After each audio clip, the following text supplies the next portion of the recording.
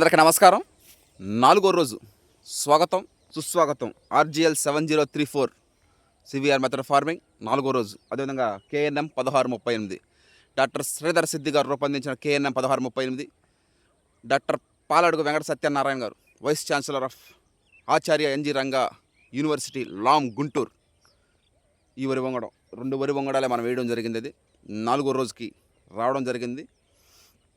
ఇక నెక్స్ట్ అమ్మమ్మ వాళ్ళ ఊరిలో నారాత వేసిన తర్వాత ఇక్కడ నారాతలు వేయడం జరుగుతుంది. 20 రోజుల పైబడి మనం నారాతలు వేయడం జరుగుతుంది.